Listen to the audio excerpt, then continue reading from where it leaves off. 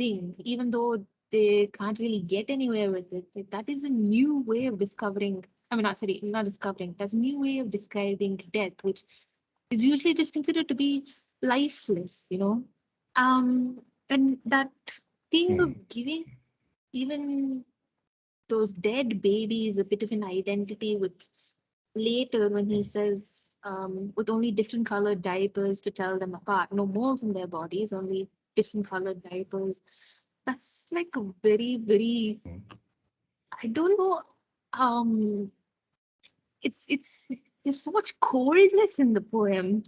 Um, there's so much uh e- okay, I need to stop because I don't want to waste time, but this poem is like it's nuts. It made me feel nuts as well. What I did notice was that you went from saying it's unsatisfying to saying that it's kind of satisfying because this one line arrests you and makes you sort of reflect about how death has never been given a proper hand, so to speak, in writing. And after that, you decided that it's once again. Okay, that sounds like the normal sort of relationship one arrives at with reading a Ramanujan poem. So I think you had a good week. Right? But that blank walls bit, I will confess to sort of sharer of discomfort with. Right? It was very maddening to read. What exactly do blank walls mean? Right? Kind of dead end in themselves. Right? How can walls be blank? What is he talking about, etc. We'll come back to that detail at some point if I remember. Nagashri, you wanted to say something? Hello, can you hear me? I can. So I had actually read this poem before, and it was part of my syllabus, so I kind of know what was the expected answer or whatever. Where was it part of the syllabus? From my 10th standard. Where was it part of the syllabus? It was the part of the syllabus for 10th standard ICSE. It was around, I think, 2012.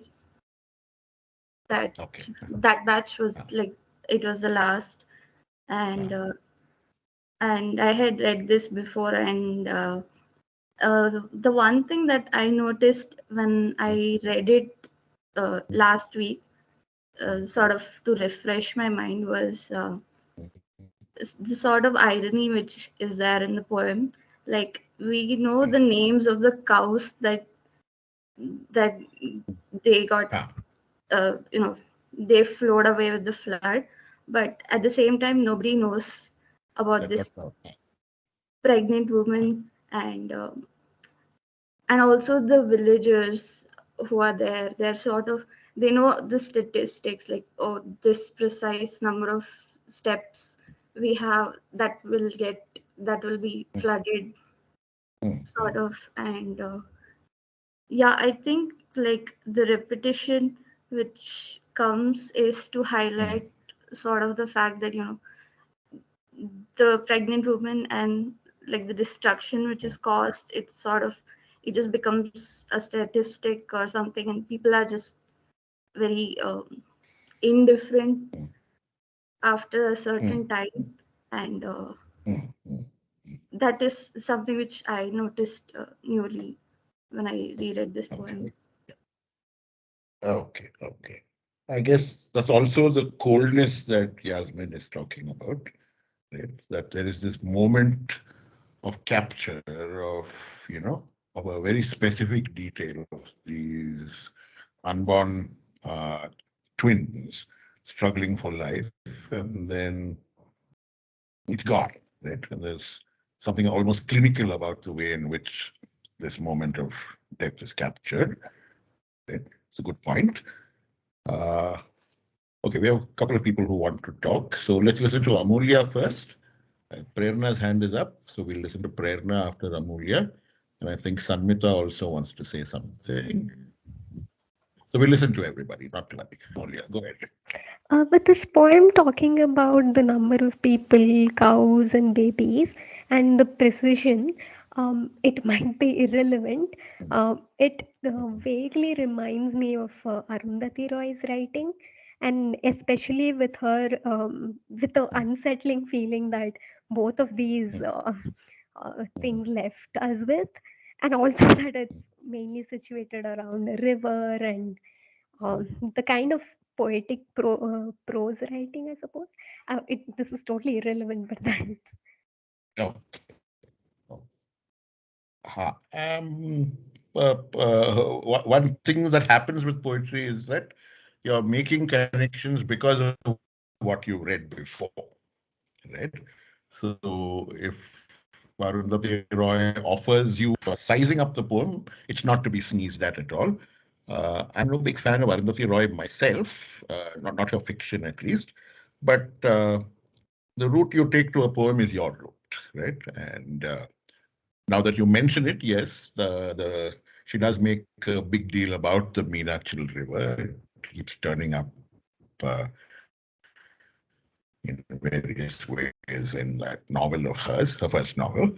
And there are twins in her first book, right? So you can't but help be reminded of Arundhati Roy if you're reading the book. So don't do the relevance irrelevance thing, because that is the about reading poetry, right? Your previous reading shapes the response you're going to make.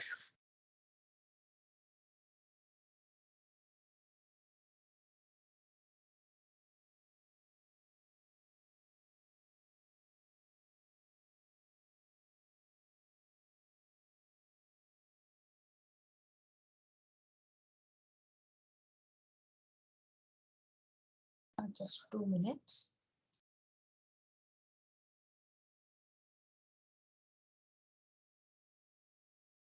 Okay, I seem to be back. Yes, I can hear you. Yeah, I was just telling Amulya that she shouldn't worry about whether what she noticed in a God of Small Things, God of Small Things is relevant to this reading.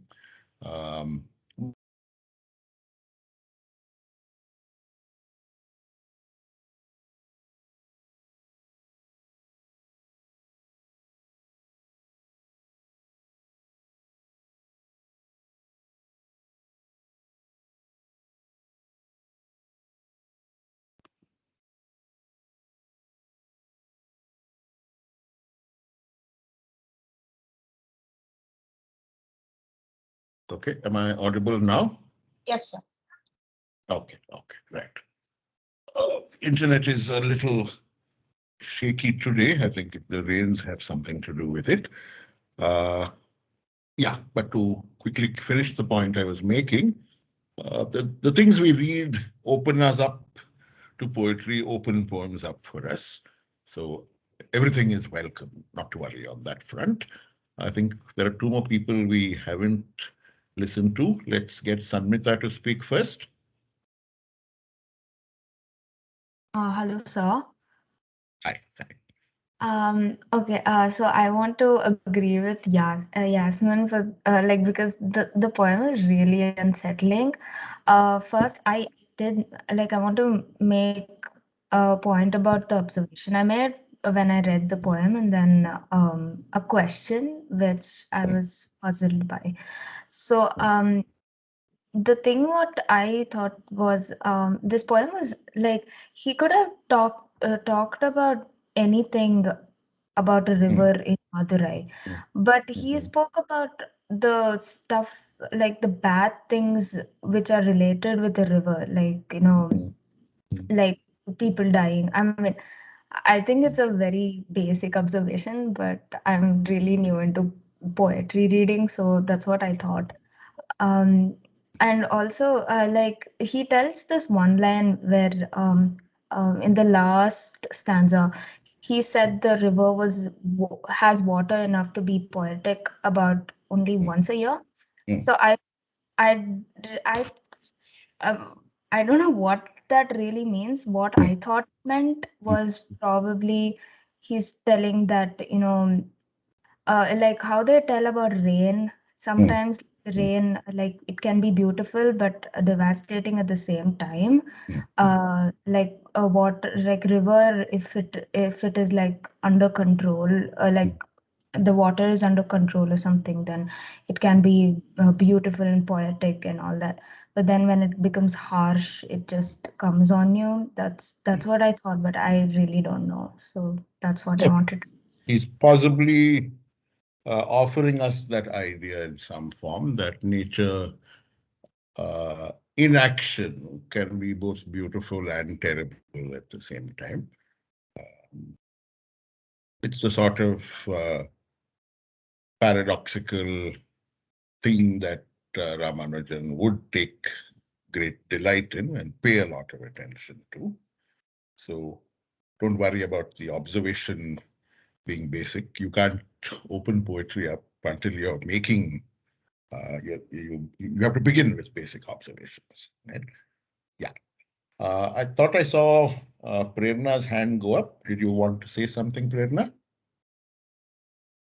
It's not an observation, it's just a sort of feeling of confusion that I had. Because on the day that you sent the poem, when I read it, I thought it makes for perfect bait to be in a syllabus. So I could almost visualize a teacher coming and writing 5 themes on the board and some symbols and this and that.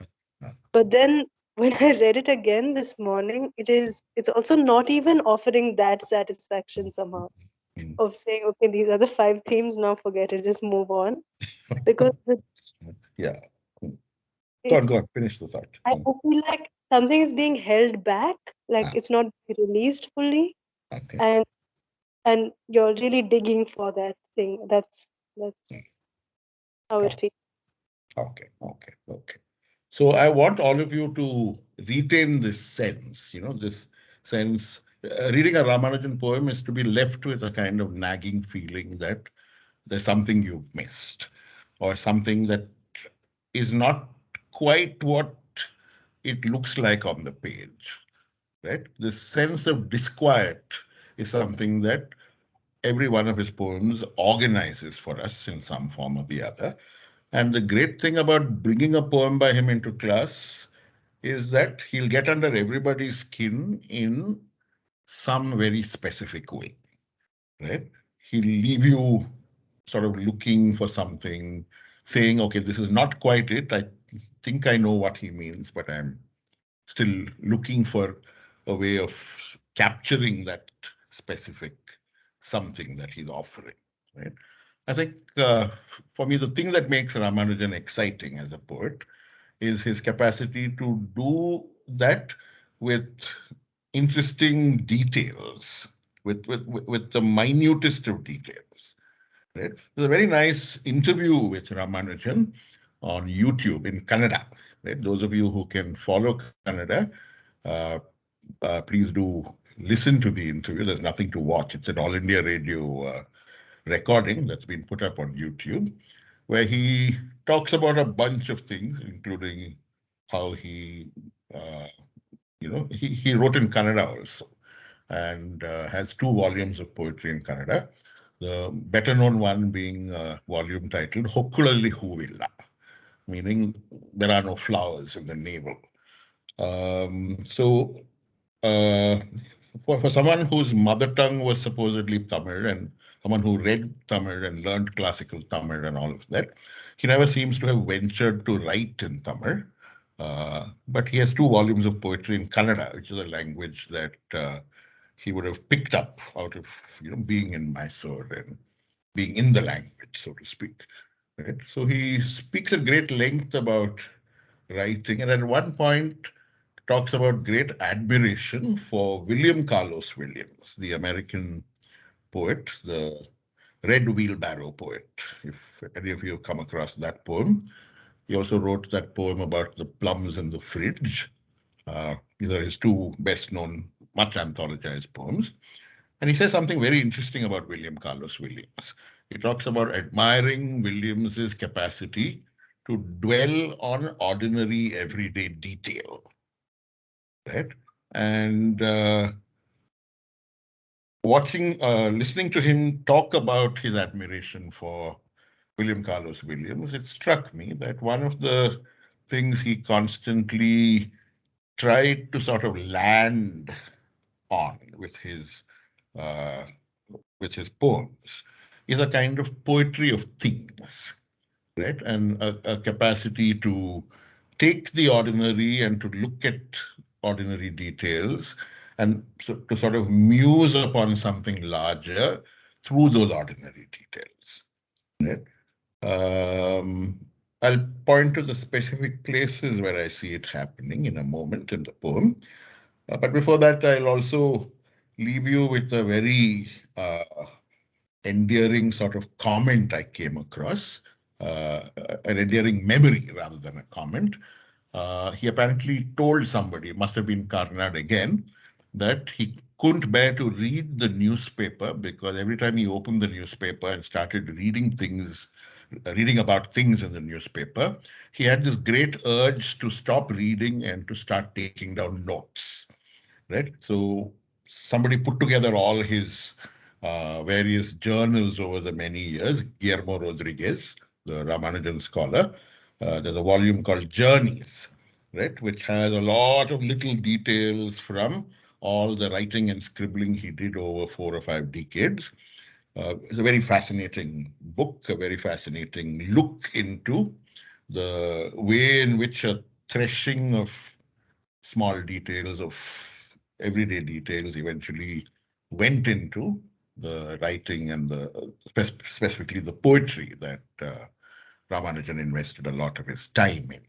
Right? So he wrote The Striders, and it sort of came out in the US and was received with some attention, but it didn't make much of an impact in India.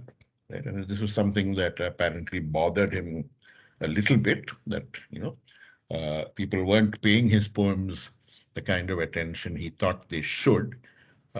He got that attention with an act of translation. He did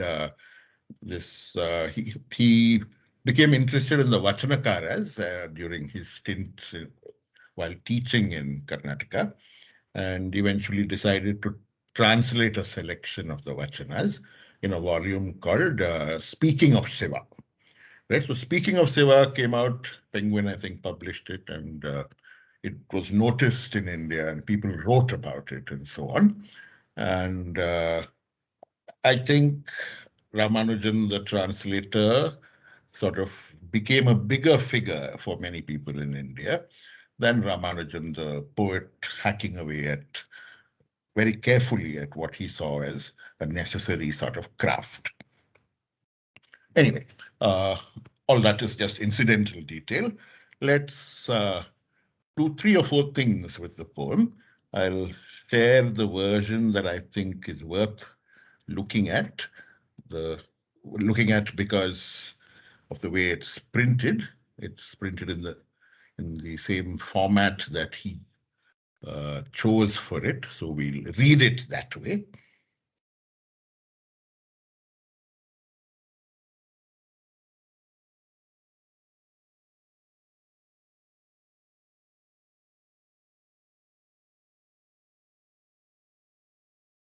All right, can all of you see it? Yes. Are you able to see my screen? Okay. I'd like you to pay close attention to the shape the poem makes on the page, because with Ramanujan, at least, that is part of the meaning of the poem.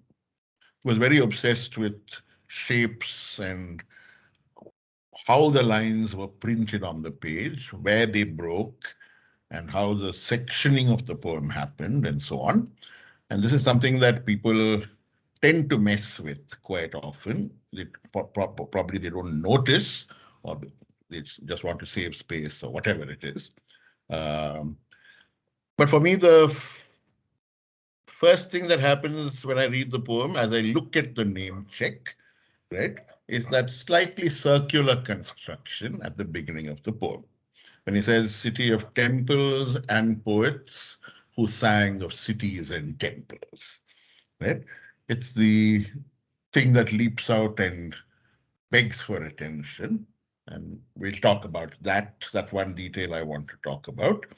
The other detail that I want to talk about are these two beautiful images, right? One where he talks about, we've already talked about the things clogging the water gates, right?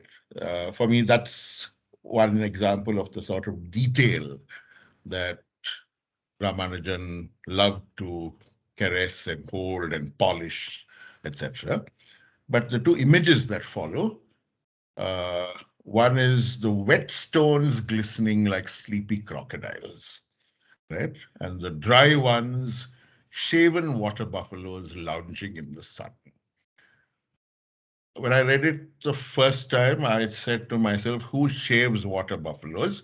What is this man doing? And then some 10 years later, when Google eventually became possible, I found out that shaving water buffaloes is a thing, right? I didn't know that this was done periodically. It's apparently necessary when you're dealing with buffaloes, right? So that one little detail that turns up in the poem, I don't know what feat of observation it came from, but there it is. But those two images I want you to look at. That's classic Ramanujan, sort of ambushing you with an image, but also at the same time giving you the sense that this slightly defunct landscape is nevertheless brimming with life, capturing also at the same time the great attentiveness with which this person who is looking at the river, right, transforms it by the act of looking, right? So all that action is happening in the first two sections of the poem, right? And so all of this is then undercut by that one line that he leaves hanging there, the poet sang only of the floods, right? So what you're seeing is that there is so much poetry in this dereliction, right? In this drying to a trickle, right? Poetry still survives, even though the river has sort of vanished for the moment. And all of that is then undercut, is sort of overturned when he says the poet sang only of the floods. He's entering a kind of dialectic with them, a kind of exchange here. And it's interesting for us to also ask the question, who are the poets that he is talking about? And what is his quarrel with them, right? The he who turns up in the poem, right, is somebody who deserves our attention. So we'll come back to that he, right? There are the new poets who he talks about. And then you come back to the he, and then there's that last line standing apart from the rest of the poem to tell them apart. Those two are details that need our attention, right? So I will do four things now very quickly with the poem. I will talk about the recursive structure in the first, I don't know if I should say stanza, but I will. The recursive structure in the first stanza. I've already spoken about the great fascination I have with the second stanza and that ironic counterpoint that you get from the one line, the poet sang only of the floods. I'm not going to say much more about that, but I'm going to pick one detail and use it to sort of stitch my way in and out of the other stanzas, right? Are you still able to see my screen? Yes, sir. Okay, okay. Right. The thing that I want to do second, after talking about that recursive structure, is get you to look at some good old-fashioned verbs and ask some questions about those verbs. one specific set of verbs in the poem, right? And then I'll sort of close, I think, by making the connection to that essay that I was talking about. All right, so first thing first, right? What is happening in the first stanza? A Madurai name check happens.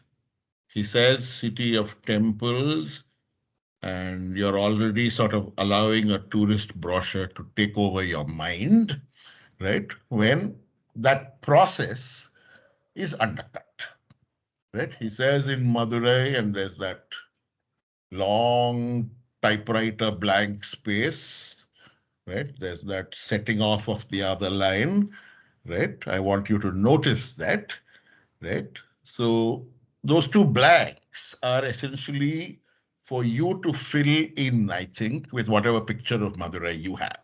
If you sat drinking, sipping beer and looking at the four Gopurams at some point in life, then maybe that image should come to you. He sort of allows you to insert your own cool image into those spaces and then sort of surfaces with something that he has to offer. And the something that he has to offer is this city of temples and poets, which becomes poets who sang of cities and temples. The first connection I'm able to make is to the idea of the itinerant poet, the wandering poet, right? The idea that we met last week, right? The poet from Satyamutram has to leave Satyamutram and go to Madurai looking for patronage, right? And so there is a certain kind of poetry, a certain species of poetry, maybe, or a certain culture of writing, a certain literary culture that becomes the focus the moment he says poets who sang of cities and temples, right? So the cities that are being sung about are the places that these poets wander to, right? Or go to seeking patronage, right? So he sort of takes you back to the Sangam era, to this idea of poets ranging across the countryside, looking for patronage, right? And then offers you another historical moment immediately afterwards, right? So those who went to different places singing public poetry, or the poetry that was known as Puram, right, are probably referred to in that phrase, who sang of cities, right? But if you look at Sangam poetry, there's very little god or temple or deity directly in the poetry, right?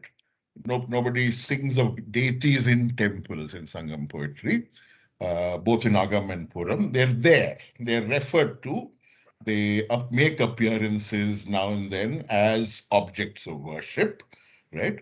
So to my mind, the third line is fascinating because it encompasses two periods of composition, two different styles of writing. One, the public poetry tradition of the Sangam period, and the second being the Bhakti tradition, a much later tradition, where poets traveled from temple to temple, right, offering worship through poetry. Right? It was a different kind of patronage they were talking about. They were seeking. It was a patronage from the deity that they worshipped, and thus the uh, approval of the masses who worship those deities, perhaps, right? But if you look at Tamil Bhakti traditions, right, that tradition of wandering from temple to temple, right, is a big thing. There are circuits that poets complete. So a poet like Tirunavukar or a poet like Tiruñana Sambandar, right, would do this journey as an act of faith, right? So there's this line of this third line compresses all of that literary history, right, through these two very laconic phrases, right? what they sang of, the cities they sang of, and the temples that they sang of.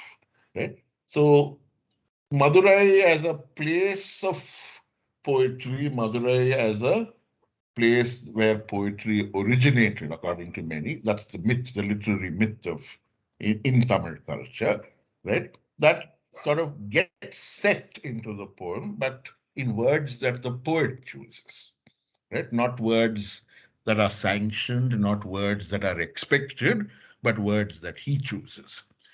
There's one more thing you should not miss when he says who sang of cities. There's a second possibility, and that is this, again, it's a reference back to literary mythology in Tamil Nadu. There is the story of the many Madurais that were lost to flooding from the sea, right? So the current Madurai is apparently the third or the fourth Madurai in a series where previous Madurais were eaten up by the sea. And along with the previous Madurais, the poetry that was produced by previous Sangams is also reputed to have disappeared in those moments of natural destruction, right? So the poets who sing of cities, right, are also poets singing of this memory of loss, right? So the Madurai that he sets up, right, he sets up for us in the first stanza with language that is not particularly poetic, right? But the manner in which the sentence that holds that stanza together is constructed, right, causes us to wander through its maze-like structure, right, darting down alleyways, looking for meaning, looking for ways of making sense of what he's trying to do. So this is the small adventure I had when I looked at that recursive structure and tried to make sense of it, right? The cities and temples being sung about here are not merely Madurai in many poems, right? Which is how I tended to see it when I started reading the poem, right? There's also history compressed in the fashion in which I described it, which I find to be crucial to some of the other things that are happening in the poem. I'll stop here and quickly check for whether I'm making sense. If there's anything you're not clear with, if I'm going too fast, just stop me and ask a question. We'll take that breather and see if anyone has a question about what I've said so far.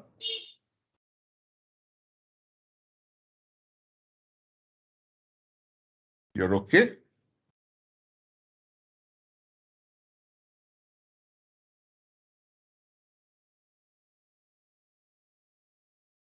All right. If there are no questions, if people aren't confused by all this detailing, we'll go forward.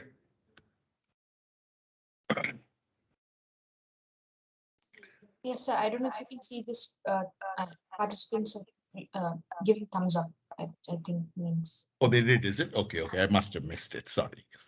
All right. Okay, let's move on.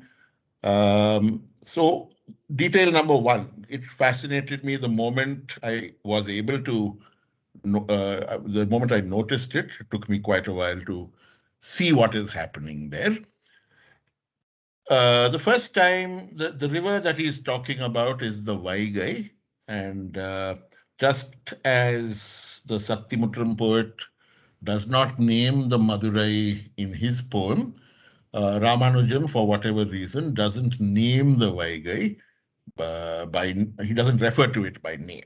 Right? It is a river, and it is a river the first time we see it in the poem, and the river after that, or the floods after that, right? And it's interesting to look at this Arya Stark style reference to the river, right? A river, etc.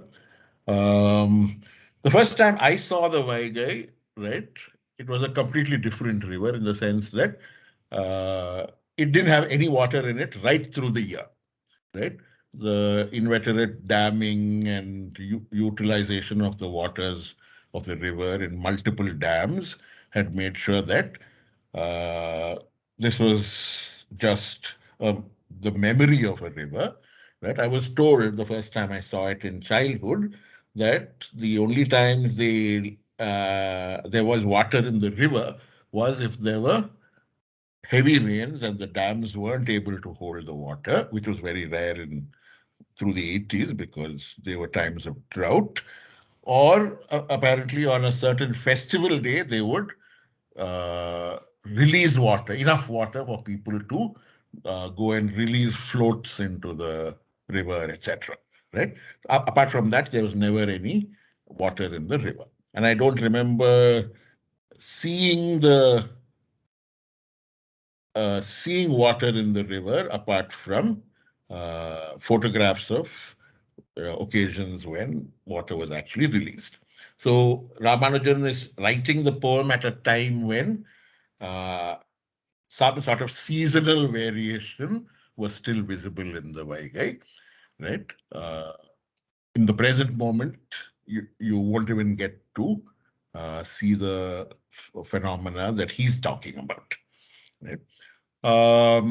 Okay, the second thing that I want you to notice, comes from the ironic moment that I'm talking about, right? There is this modern sensibility that he articulates in the second stanza, this seizing of detail, this drinking up of detail that happens as he looks at this river that has dried up, right? And then there is this reference to the poets of yore, right? We are told that they only sang of the floods, right? The two things I want to do here, right, is one, contrast the moment of poetry that is not announced as poetry, right? We don't know who is doing this, who is speaking in this stanza. It's set up for us. There is a colon after who sang of cities and temples, right? And that colon is a colon that is there to set the stage for this moment of difference and therefore this moment of irony also possibly, right? All of this is poetry and all of this has not been written about. That point is made for us once again when he says the poet sang only of the floods, right? So it looks at this point like a kind of dialectic, like a kind of exchange of uh, views or possibly insults even with poets from another time over what constitutes poetry, right? Now, for those who know Tamil culture, this disputation over what really is poetry the use of poetry with poetic language and full respect for the conventions of traditional poetry, or is modernist poetry an equally acceptable form, a way of doing poetry, right? This question has caused feuds, spats, angry arguments, and is today the stuff of a very specific public spectacle known as the Pattimandram. Pattimandrams are public debates where people come and make fun of the opposition and make valid debating points, while the listening public votes with applause and laughter and stuff like that, right? So think of it as a kind of pre-television talk show done intelligently, right? So Ramanujan seems to be visiting that territory in terms of how he juxtaposes two things, right? A modernist ideal of poetry, of finding detail and finding poetry in the details, this poetry of things that I was talking about, right? and this contrast with a more ornate prior way of doing poetry, right? But very quickly, that sort of debate or distinction goes away because other ironies come flooding into the poem. Okay, so we'll talk about those other ironies after I have done the small bit of drawing attention to verbs in the poem. There are very specific verbs that signpost the idea of poetry as Ramanujan offers it to us. There's first the verb for standard poetry, which is sang, right? It occurs once when he says poets who sang of cities and temples. And once again, when he says the poets sang only of the floods, right? So there is the act of singing, the act of doing poetry the way it ought to be done, the traditional way, right? There is that nameless thing which somebody does in the second stanza when you're offered water buffaloes and crocodiles in the same breath, right? And then there is the stuff that the he in the poem does, right?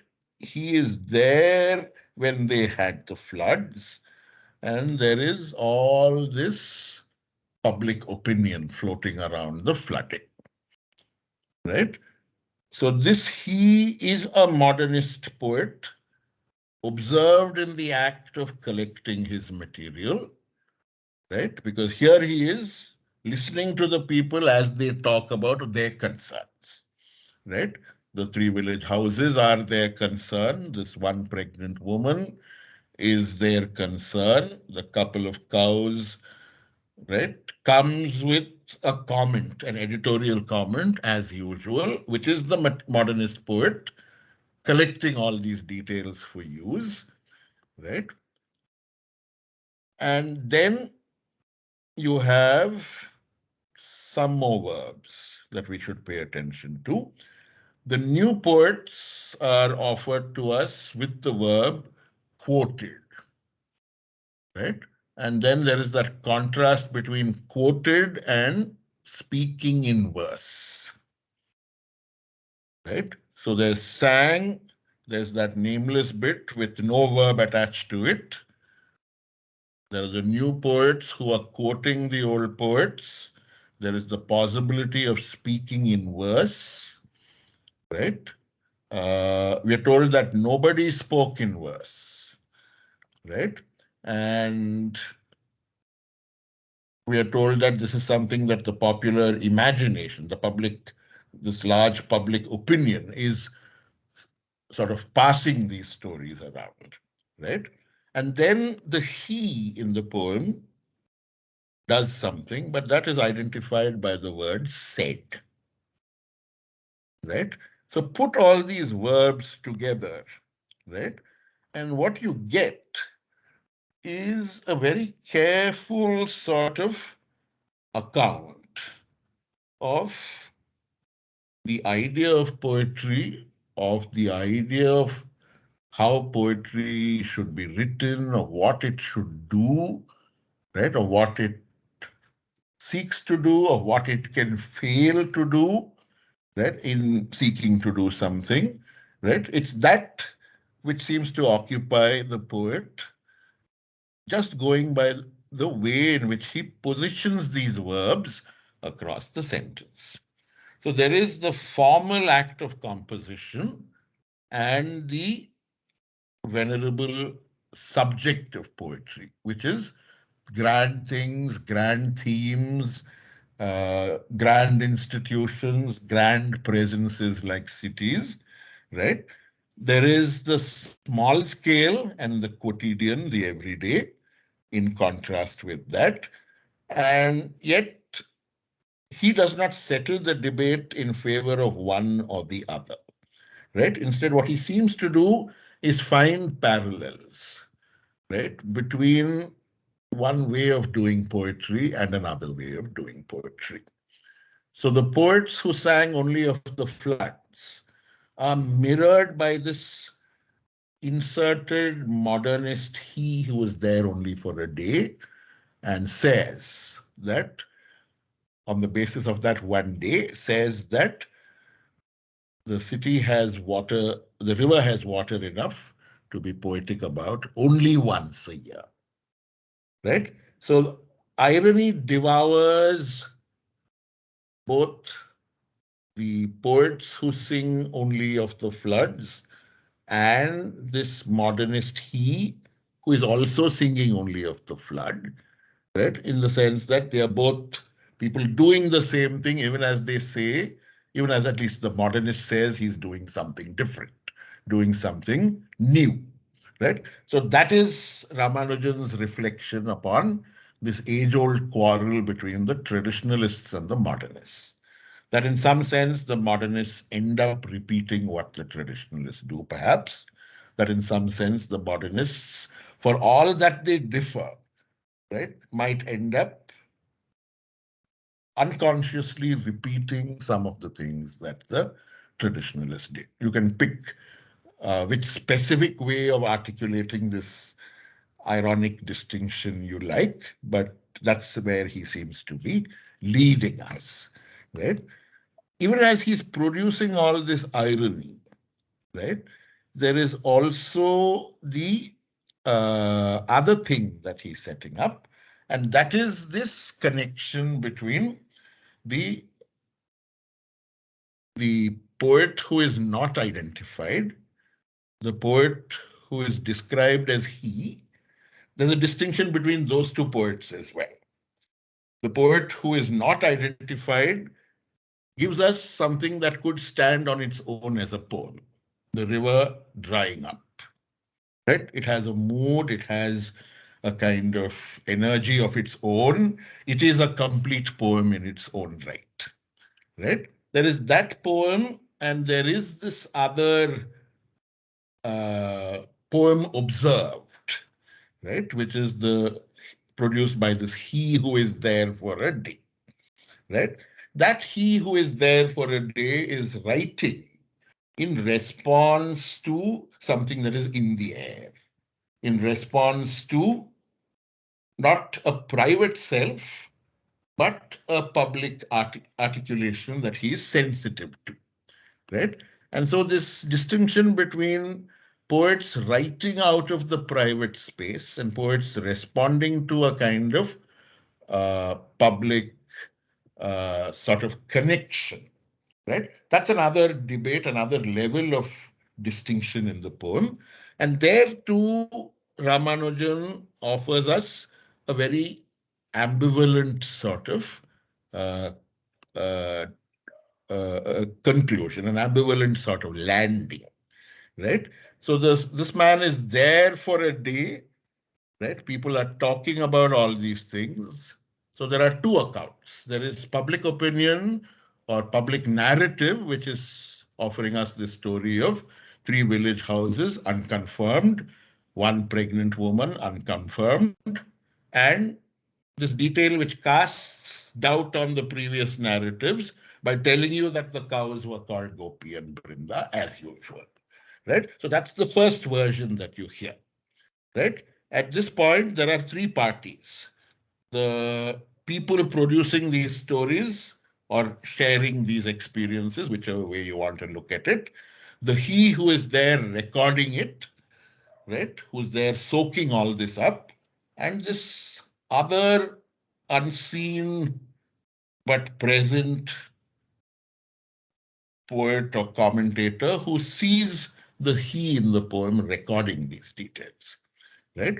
Now, that recorder is there in the next stanza. So for me, this person who does not identify himself but is there right through is the interesting person, is the actual poet, right? Because that this person has connections with the old poets. He's able to see what they're doing. He doesn't dismiss them entirely, right? He sees what the new poets are doing. He sees what the modernists are repeating, right? And there is this moment of compositionality that he sees, So he says, no one said anything about this. And then that moment is composed for us. Right? The pregnant woman drowned with perhaps twins in her. What we are witnessing here is an act of imagination, right? Kicking at blank walls even before birth. So I told you that I was maddened by the phrase blank walls, right?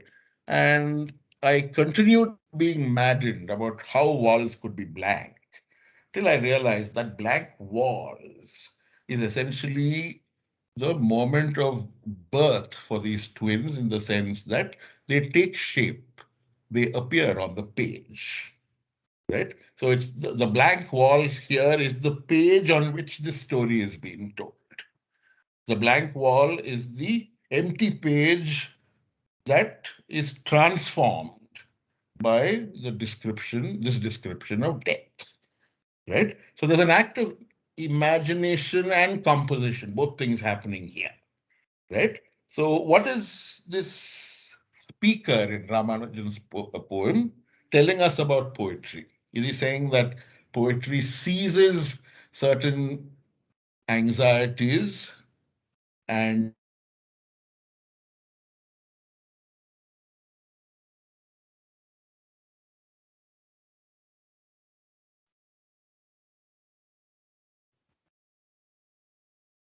okay, are you still able to hear me?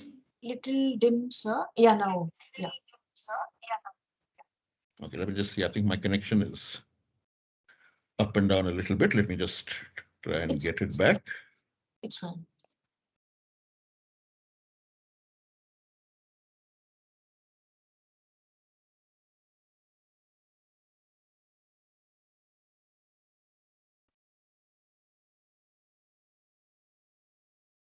Better? Yes, sir. Okay. Right. Are you still able to see the poem? It's here, sir. Great. Okay. So there is a second act of composition, and that is signposted for us when we see him speaking. So he said, right?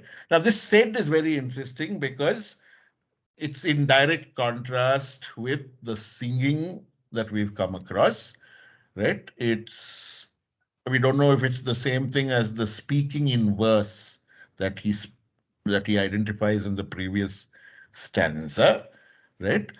It's the point at which we can begin suspecting that this he is one version of Ramanujan, right? The poet he wants to be is the hidden poet in the poem, and the poet he ends up being is the he that he identifies and makes fun of, right? That's how I've tried to make sense of it.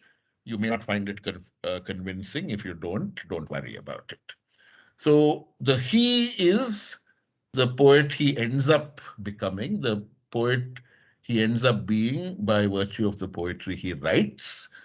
And the other presence in the poem is the poet he would like to be, right? Those are the two people at loggerheads actually in this poem. So the he that he would like to be observes this other poet that he ends up becoming in the last stanza, right? Now, I want you to remember that because twins turn up in the poem, right? So those twins are symptomatic of these twins, in my opinion. So when he says the river has water enough to be poetic about only once a year, right? What you see him doing is reordering all the impressions and intimations that he has received from simply being in the midst of these people responding to the river, right? So it's one answer to the question, where does poetry come from, right? It's one sort of solution to the problem. How does poetry get composed, right? What the answer seems to be by an act of receptivity to what public narrative offers, right? But also by a kind of reordering of that narrative. So the first narrative that we see has cows named Gopi and Brinda, right? It has a sequence that is random, a 3-1-2 sequence that everybody noticed, right? That 3-1-2 becomes a more orderly 3-2-1, right? A kind of countdown expressed in poetry.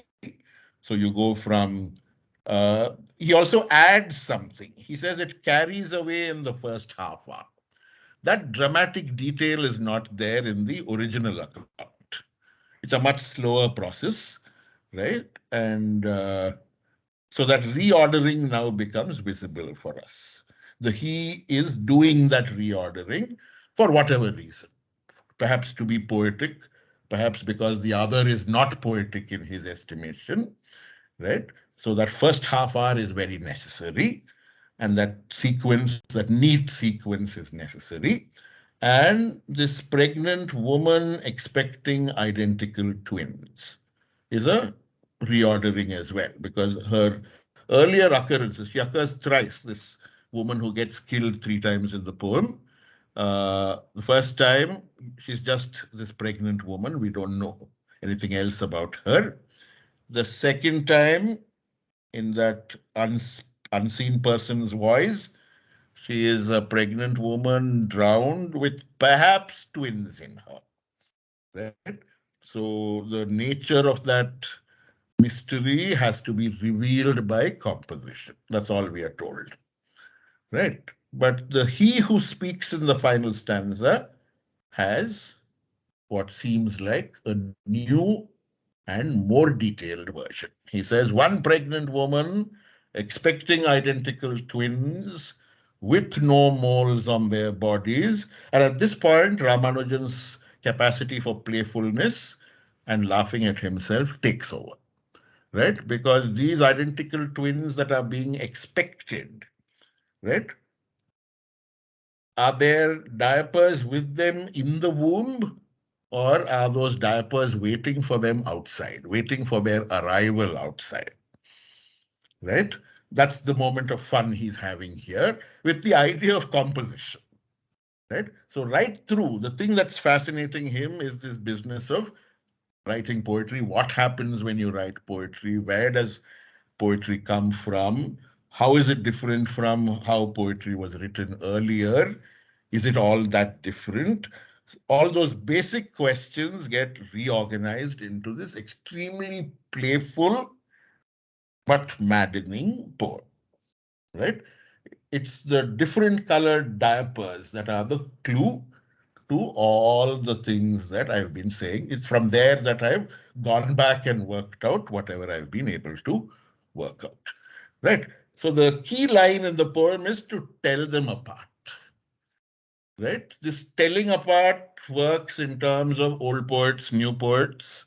It works in terms of telling apart the other set of twins in the poem, which is the poet who does not identify himself and the poet who is identified as he, right? Or if you want to psychoanalyze Ramanujan, the poet, he is in private, and the poet, he ends up becoming through public acts of poetry, by publishing poetry, right? He obviously doesn't think very much of that version of himself.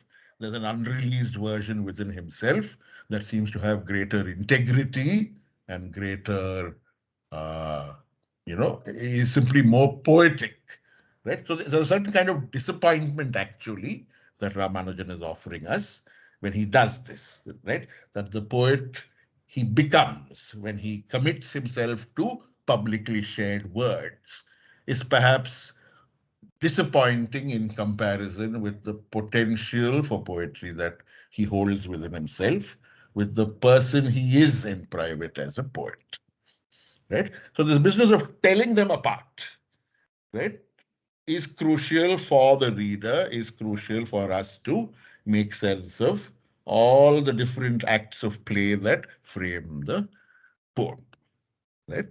So this is effectively the result of various wrestling matches I have had with the poem. Um, You may see sense in it, you may not. Don't feel too worried about saying you don't see sense in it if you don't, right? Like I said, with Ramanujan, you have to spend many years wrestling with his intentions to understand what is happening. I'm just happy to note that I have plunged you into the poem, and I look forward to receiving telegrams, emails, and other such communications from time to time from you, as and when you make sense of the poem. The last point I want to make is linked to the key idea in the essay that I was talking about. Right? So in that essay, he talks about these ideas of Desi and Marga, right? Ideas borrowed from music, right? So in music, you have this notion of the Marga tradition, which goes all the way back to the Vedas. And then there is the Desi tradition, which is local, regional, and is sort of cosmopolitan in a weird way, in the sense that it can take anything and turn it into its own. It does not behave in approved ways. It does not obey rules in terms of what you can eat and what you can't eat. Right? It has a large appetite and it swallows everything that is available. Right? So this idea of the Marga and the Desi is something that began to get bandied about a lot in the form of phrases such as great tradition and little tradition, while talking about India, while talking about Indian tradition and so on, right? So the idea of the great tradition, they said, is constantly sort of challenged by these many little traditions, by the many Desi traditions, which are not really descended from the great tradition. They are local, but they encounter the Marga, and when they encounter the Marga, they are curious, right? You've got to imagine some Lilliput and Gulliver kind of transaction. They explore the Marga, take what they want from it, and go back to their lives. Uh, and the Marga takes equally from the Desi, right? So the value of this interplay, this interaction between Marga and Desi, is that it challenges a certain notion of history, of historiography, which says that Indian tradition is one monolithic, unbroken sort of tradition, and instead talks about how the many local things have survived by themselves, right? Have nourished themselves and have also occasionally been in dialogue. Sometimes they've taken, sometimes they've rejected also, right? So it's this complex interaction which we are sort of summoning up with the terms Marga and Desi, right? Uh, Ramanujan was very fascinated by it, and it's this interplay that he tries to explain in Is There an Indian Way of Thinking? So his point is that it's not one way of thinking, that it's multiple traditions, multiple ways of thinking, right? It's this idea of India as a plurality that he tries to articulate in that essay. I said that he's less successful with it in the essay, and that is for a reason. Please read the essay, and if you're interested, we can talk about it.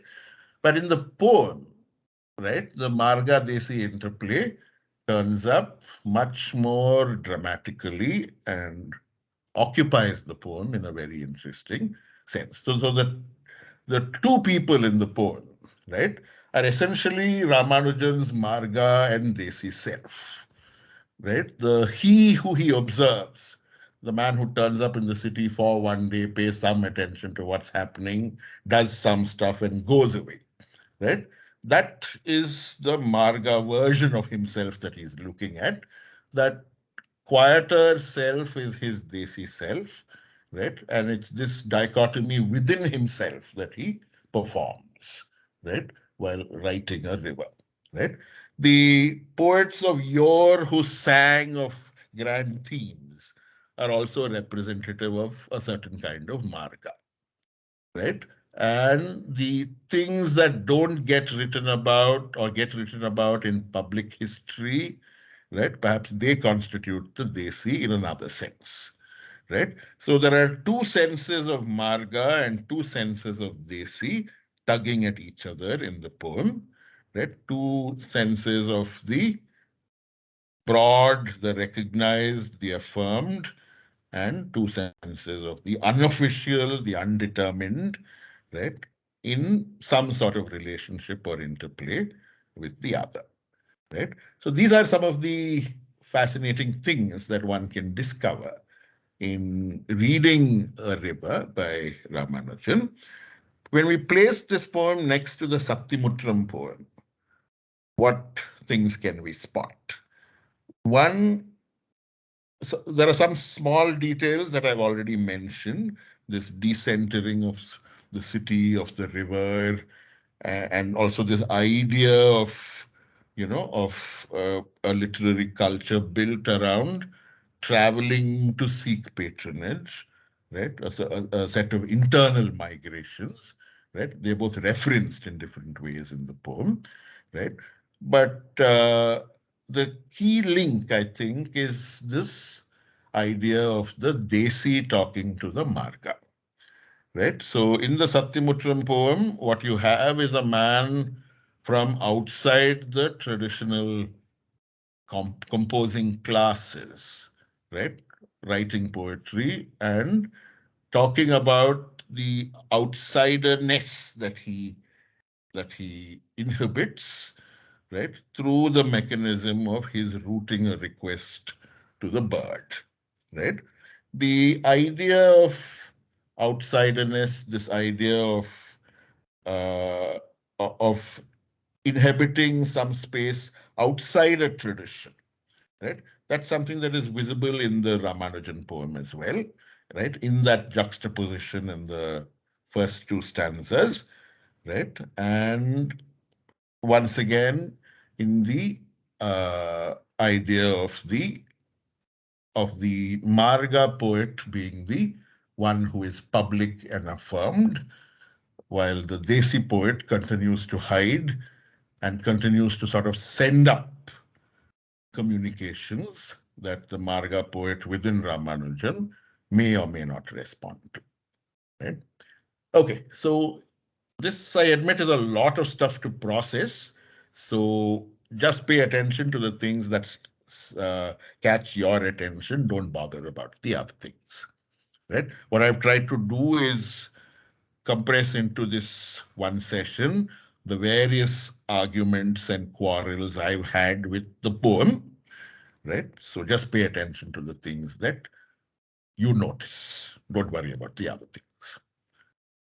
All right, questions, quarrels, observations?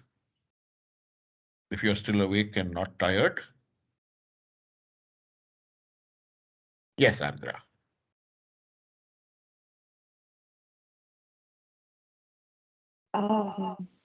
So you mentioned that A. Ramanujan was Carl Williams. I was immediately able to see the connection in this poem, William Carlos Williams' work. And also when you put on the screen in this poem. Sorry, Andra, I think I lost what you were saying. The second idea, could you just repeat that if you don't mind? Yeah. The second thing you said? The poem on the screen. Yeah.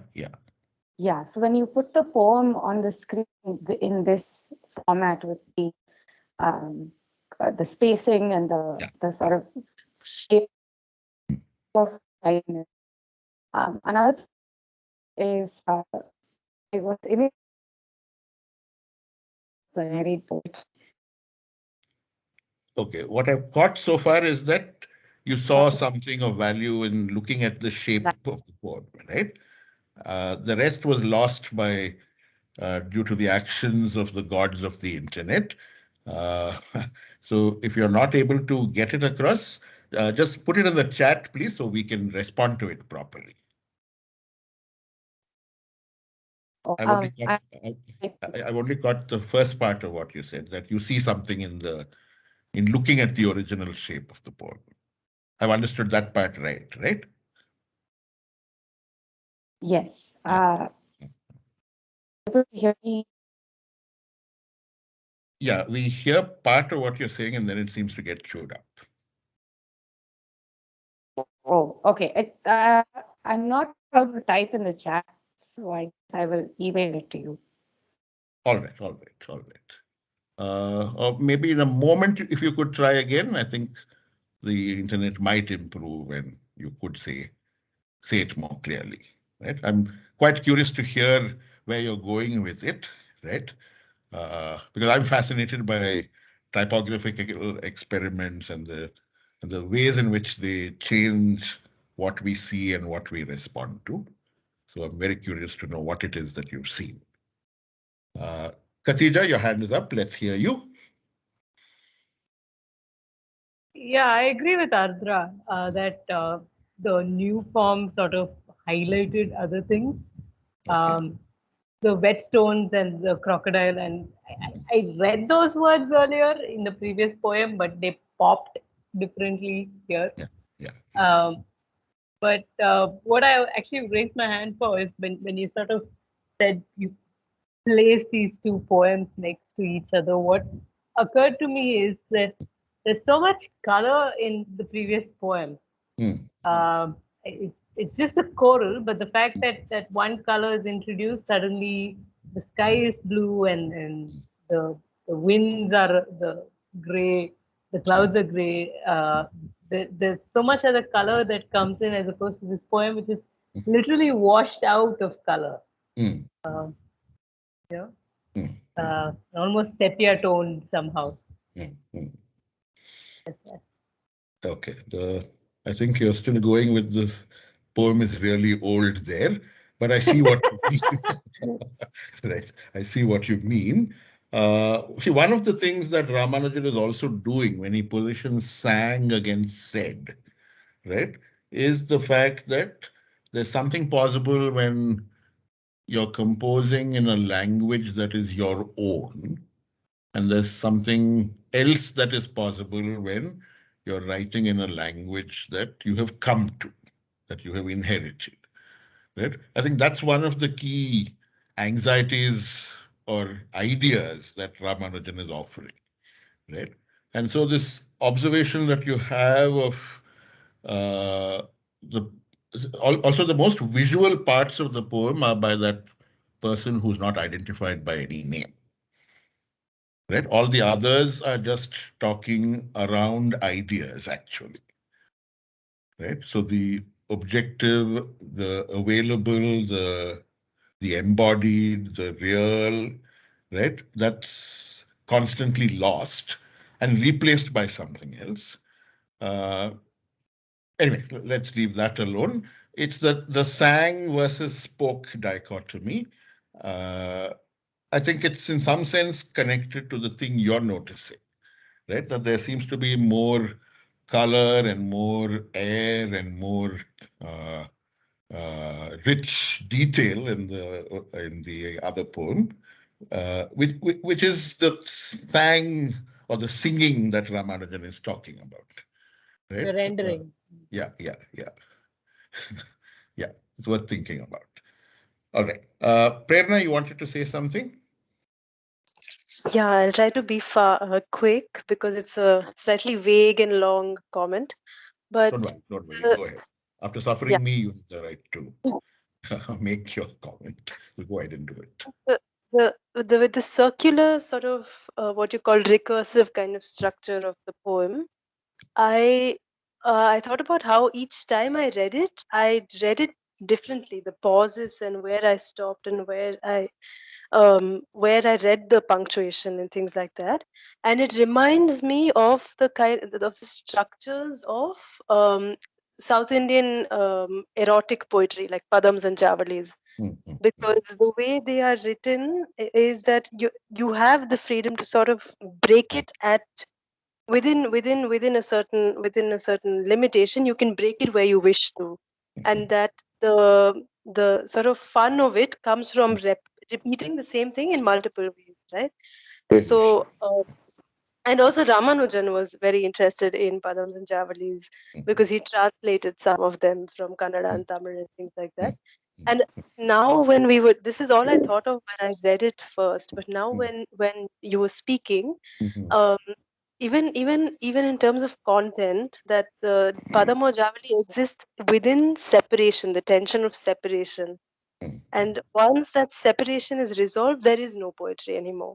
Okay. And in the sense that it's like the pinnacle of that poem is reached in that tension of separation, right? And I feel like this also holds exactly that kind of a tension of the separation between this he and what could be possibly Ramanujan himself. It's an interesting idea.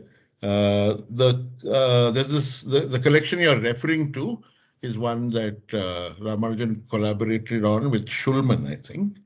The Kshetraya Padams were translated. Yeah, under it's the called title When God is Customer. God is a Customer. Yeah. I should go back to it. I haven't looked at it in more than 20 years. Thank you for the thought. I'll go back and read those poems again. Right?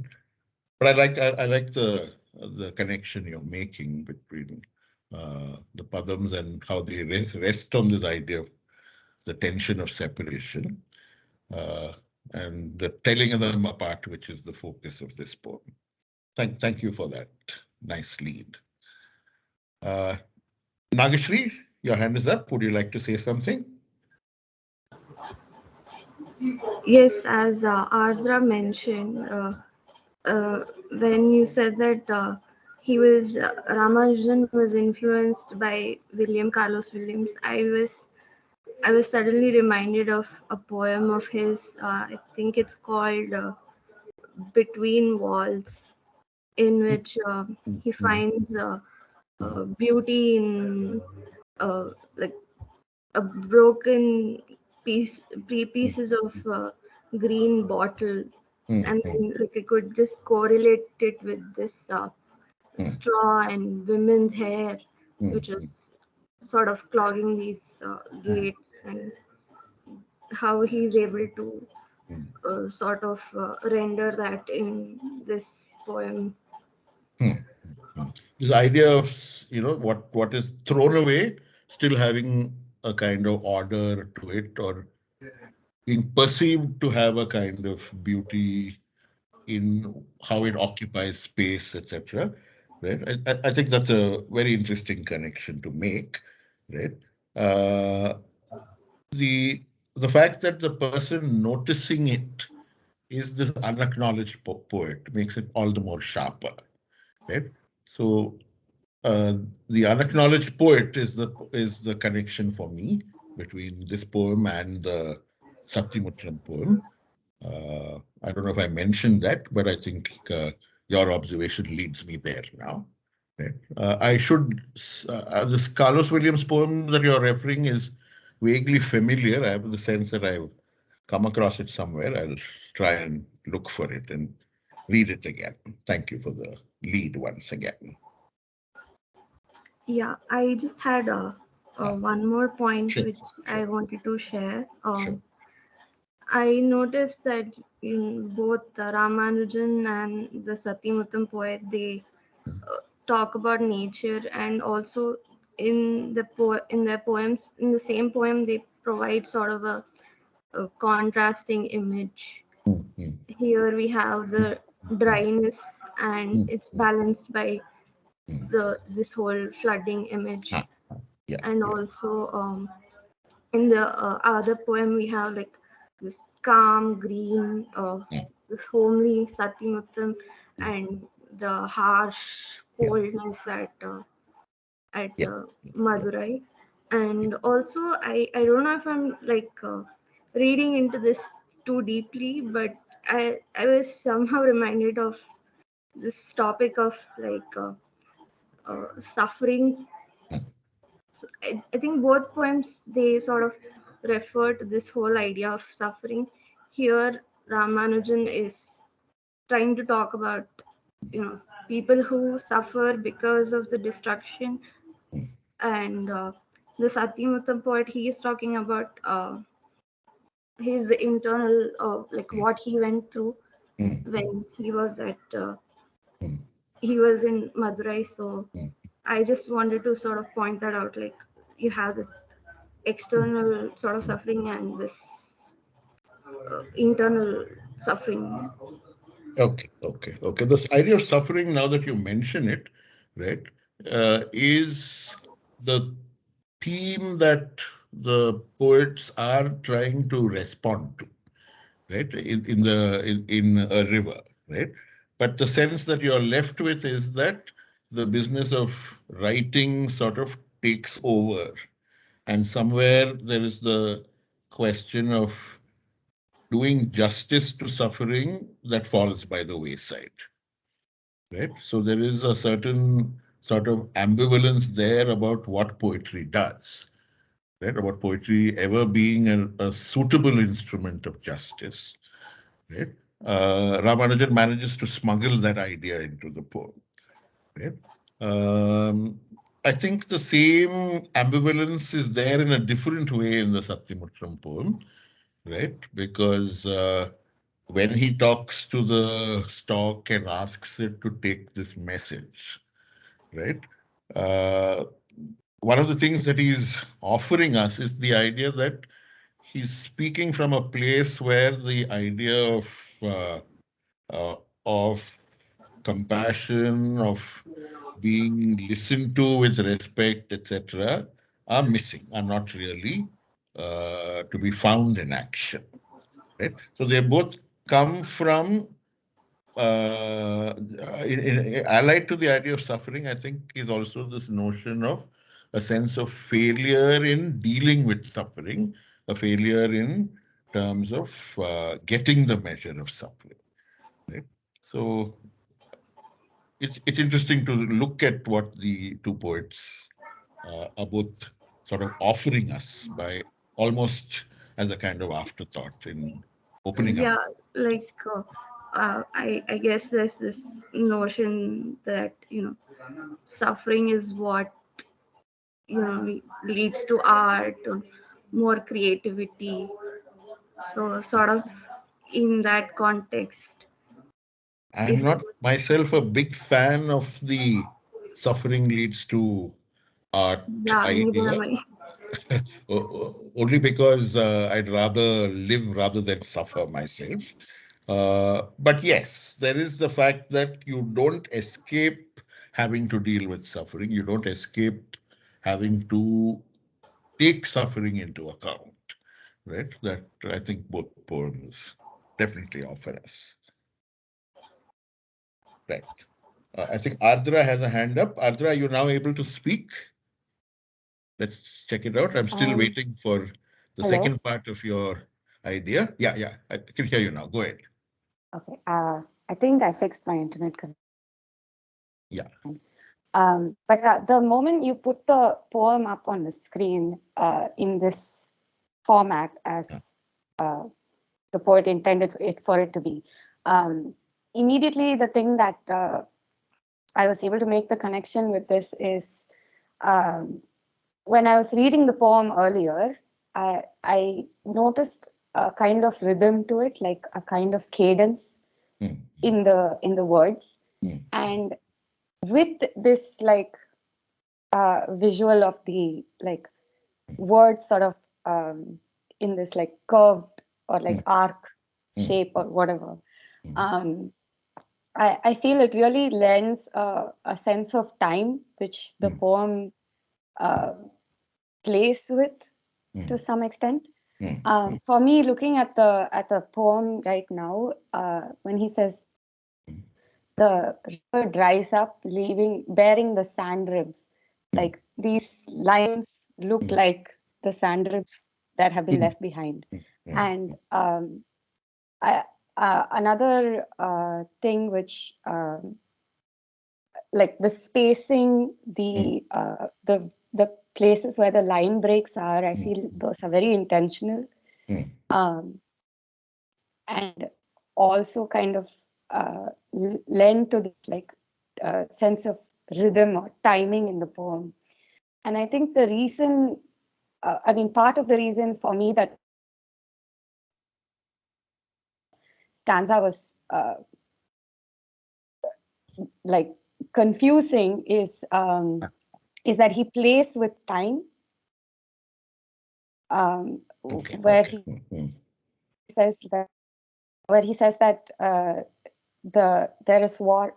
You can only be poetic once a year, and then he talks about how all these things get carried away in the first half an hour, and then he talks about these unborn twins as if they have already been born, and it's a very interesting twisting and imagination of time that comes in that last paragraph.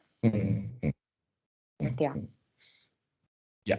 I find that there's a certain sort of taking of liberties with time, which I find fascinating. It's also an assertion of some sort of independence for the poet from what you might see as truth. Right? So lots of ideas about poetry are sort of knocking around in the poem. Right? And there is the title itself, a river. Right? So one of the ideas that Ramanujan offers in the essay that I'm talking about is that there's no such thing as a simple unbroken tradition or a simple continuous tradition, that it's a tradition of stops and starts and restarts. Right? I find that idea very beautiful because if you look at the Vaigai, right, the river exists largely in memory and in public history and in things like that, right? So there are those many different forms that the river takes, right, which come together in the poem and embody also different ways of looking at the river. There's the historical river, there is the dried up remains of the river in summer, there is the river in flood, right? And so this, when you say the river Vaigai, which river are you talking about? It's that sort of question is also some inscribed in some playful way into the poem, and that for me becomes a more visible way of talking about tradition as discontinuities rather than continuities as well. Right? So that was one of the other things I mentioned when I meant when I said that Ramanujan is more successful in offering his ideas to us in the poem than he is in the essay. In the essay, it's just a statement. Here, it's something you have to work out. Great. Thank you, everybody, for all these ideas. I'll have to apologize a little bit because wrestling with Ramanujan is never very conclusive, right? You get the sense of having seen a few elusive possibilities, and that's really all you get in terms of resolutions. So the happy idea of clearing up doubts about the poem is unfortunately not one of the pleasures I can guarantee. The best that is possible are a few glimpses, a few glimmers of the sense that he's trying to offer. Right?